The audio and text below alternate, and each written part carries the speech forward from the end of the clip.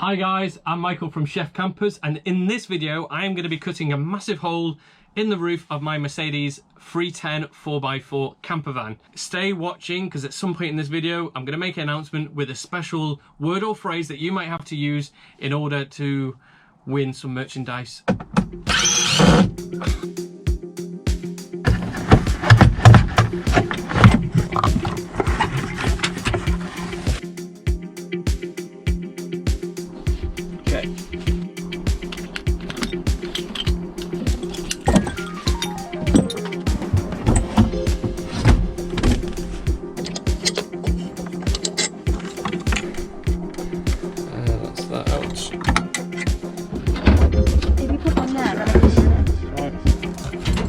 Whoa, well done.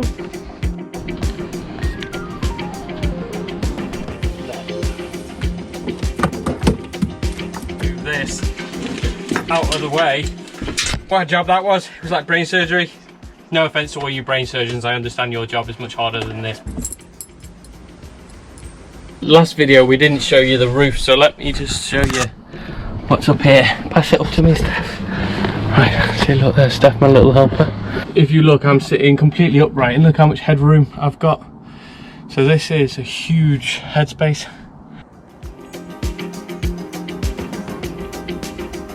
Relax. Good boy, good. Good boy.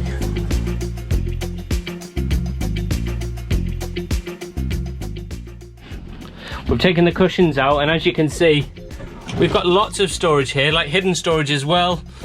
There's big cubby holes at the back which can store lots of stuff, and look at this, just like a huge container. So, and that's just one side, everything's the same on the other side too. So plenty of storage. Right, so this roof upstairs is massive, and it's actually long enough for a double bed and then maybe like an extra meter on top of that. So what we're going to do is cut out a big like hole here, probably up to about here to where the next cross frame support is, and that will mean it's big enough for a huge king size double bed at the back, so if we ever have friends or family visit they can come and stop in the roof if they want to. And it also means that we can stand up fully when the roof's up in a bigger area. So time to get a jigsaw and time to cut some metal.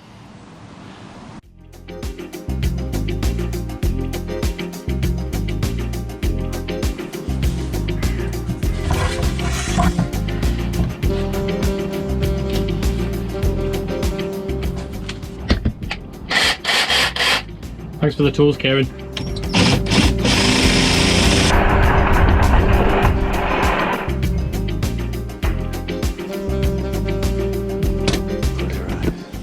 Steph has brought me some safety goggles. They're kid sunglasses. I can't see a thing, and it's probably more dangerous, but I'm gonna go for it.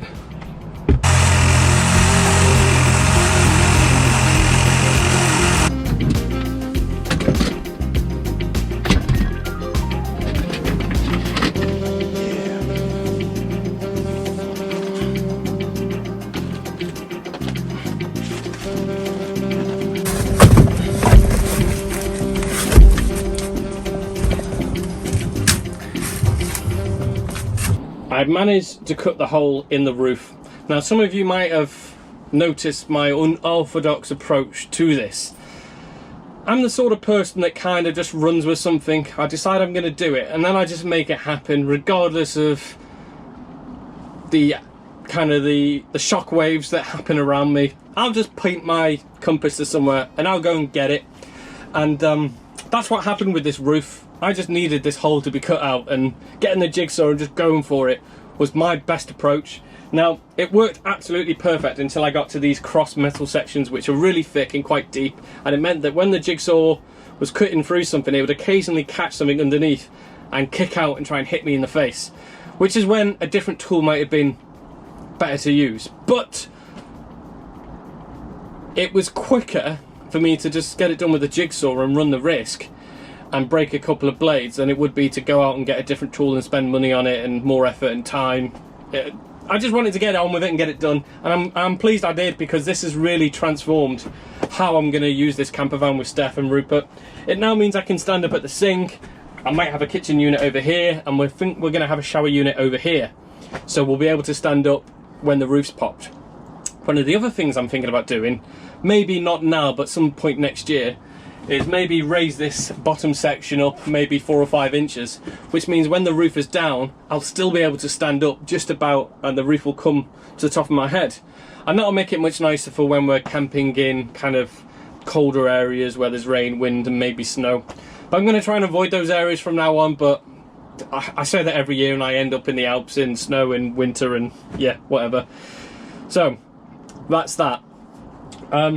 Let me talk you through some of the design ideas that we've got and what's changed since we've been working in the van, because that might be useful for people as well. Before we started this build, like any good van builder, we had a number of different plans that we jotted out, or their different plans. We had a number of different plans that we jotted out, and originally we were going to have a big shower toilet cubicle here, which would be great when you're driving because it's not in the way. You can use it to come out with that sliding door. We've got sliding doors on both sides, which means that we could come in via the shower if we were wet or full of snow or mud or anything like that, and then it wouldn't get muddy in here. But as we sat here and we kind of sat in these swivel chairs, we realised actually there's a lot of glass here and there's a lot of natural light that comes in, and I don't really want to obstruct that with a big box here in the way. So we thought, should we put a big box at the back and use that little window there as a ventilation for a shower and a toilet? But then that would really impact the storage and everything we've got down here, and I'd have to cut another hole in the roof. So we think we're going to have some sort of toilet solution down there, and then maybe some sort of buddy box with a shower curtain inside, which we can lift up and use as and when we want. And that way then we have the benefit of these kind of glorious views out of the windows, and then still the private space down there as well if we want to use that. So that's one of the design changes that we've got.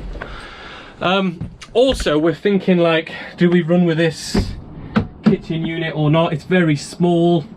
There are drawers and we can put maybe a cooker on here, but it is still going to be quite tiny, and we need to put a fridge somewhere, so we might change this as well. But that's all going to be figured out in the next week, I imagine. I've got quite a lot on at the moment.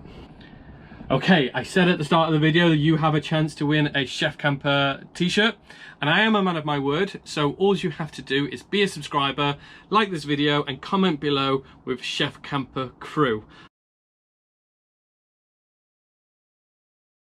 I will announce the winner in next week's video, so not only have you got to watch this week's video all the way through, you're probably going to have to watch next week's video all the way through as well, so I am sorry about that. If you want to keep an eye out on what we're doing, check out our Instagram and Facebook. I'll be sharing stories on there throughout the week, and you can ask me questions on there as well and I'll reply. I might even do a live Q&A session at some point on it. So yeah, keep your eye out on that. Thank you very much for watching. Thank you to everybody that supported us, particularly over the last few years. It really does mean a lot. And we've got some really exciting stuff lined up, planned and coming, which I'll be able to talk about hopefully soon.